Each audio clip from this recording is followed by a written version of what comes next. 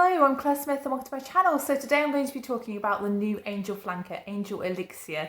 And I just wanted to sort of talk about my feelings about this fragrance and whether I like it or not, and where it fits in, or where I think it fits in with the Angel line.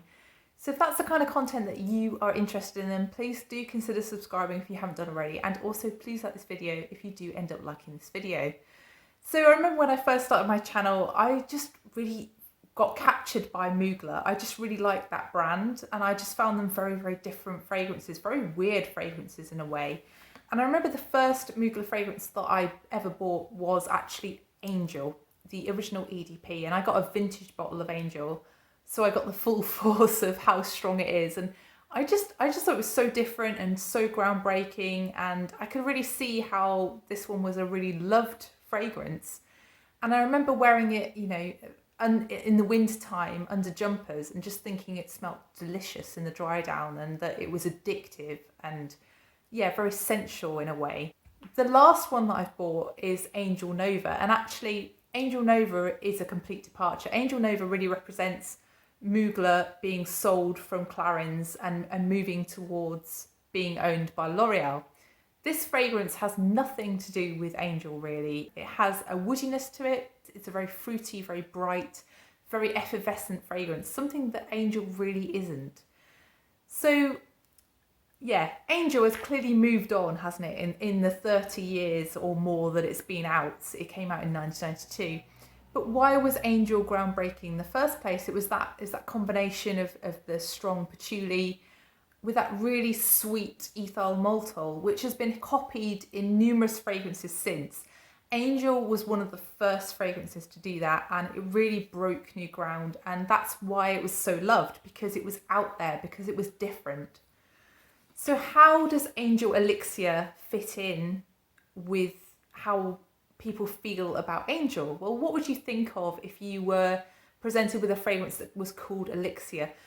But what I would think of would be something that was a distilled version, something that was a concentrated version, something that was almost like a love potion kind of version of the original Angel. You would expect a lot of patchouli, you would expect a lot of ethyl maltol, and really you don't get that at all. So even before you look at the notes, this is not what you would expect. But actually looking at the notes, you can tell that it's not going to be like Angel because it doesn't list patchouli. So this fragrance, actually, when you look on the Mugler website, I was quite shocked. It's a really expensive fragrance. I know Mugler fragrances have gone up in recent years, but actually £65 for 25ml, I think is astronomical. And I think the 100ml is something like £125 on the Mugler website. So it's not a cheap fragrance. And I remember when I bought my first Mugler fragrance from new, the Eau Croisiere one, I think for 50ml it was something like £30 or perhaps even less. Prices have really gone up with these fragrances over the last few years, and that was only what, late 2020 when I bought Eau Croisiere.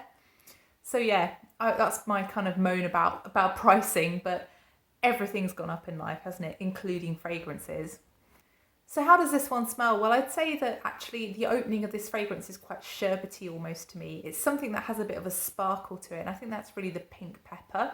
But there is also just a lot of sweetness and some creamy, milky florals. So the florals that are most prominent in the fragrance are really the jasmine and to a certain extent the orange blossom. But also I was with somebody in a shop and their instant reaction to this fragrance was, oh, it smells like those banana sweets.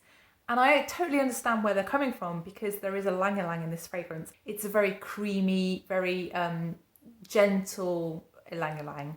And yeah, it has that sweetness along with that sherbetiness from the pink pepper that would mix to produce something that would smell like one of those banana-y sweets. So as this dries down, it gets creamier, or it's more milky rather than creamy actually, this fragrance. It's a very milky, vanillic kind of floral fragrance. But yeah, I think there's sandalwood in this fragrance, which is probably why it's quite so milky. But also that vanilla is not like, you know, a really strong bourbon vanilla. It's not something that's very deep and dark. It's more of a milky, light vanilla. I think this fragrance actually, considering my experience of other Mugler fragrances, it's not a beast mode fragrance. It's not something that's going to knock out a room. It's not something that's going to leave a trail for hundreds of meters like Angel does. Angel EDP can be sometimes a little bit overwhelming, and this fragrance is actually relatively gentle in comparison to Angel EDP, at least the vintage version of Angel EDP. Where does this fragrance really fit in with the rest of the Angel line? Well, I can't really say it's very similar at all. It just doesn't resemble Angel at all. And really, in comparison to things like Eau Croisiere, I don't see any kind of resemblance. And similarly with Angel Nova, there's really nothing really shared between these fragrances. I think for me, if I was going to rank my Angel fragrance and my Angel flankers, I'd probably put this one last. I think it's just not that different, and it really reminds me of Victor and Rolf Good Fortune. It's something that if I didn't see the name of this fragrance, I wouldn't know it was Mugler. It just doesn't stand out as something weird or you know, difficult to love or groundbreaking in any way. It just smells like other fragrances I've smelt. You know, ultimately, this is another nail in the coffin of what Thierry Mugler fragrances were, isn't it? It's something that just makes us think again that it's not the brand that it was. It's not something that is so different and so out there anymore. And ultimately, you know, fragrance should change. It's not something that should stay set in time. I'm not expecting an Angel copy, but I was expecting a little bit more than this one. For me, I just don't see where this fits in with my fragrance wearing life. I mean, I don't love it for a start, but I also just don't see that I would want to wear it to work. I don't see that I would want to wear it for a special occasion.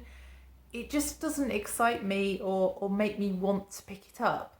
So I think this one definitely won't be coming home with me. So if you've tried Angel Elixir, then please do let me know what you think of the fragrance.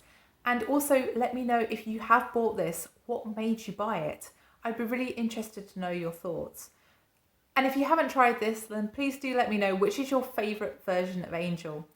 So thank you so much for watching. If you haven't done already, then please do consider subscribing, and also please press the like button if you have enjoyed this video, and I'll see you in the next one. Bye.